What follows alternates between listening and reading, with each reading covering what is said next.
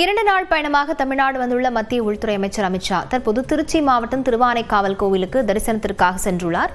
இதுகுறித்த விவரங்களுடன் செய்தியாளர் ரகுவரன் இணைந்திருக்கிறார். ரகுவரன், விவரங்களை பதிவு செய்யலாம்.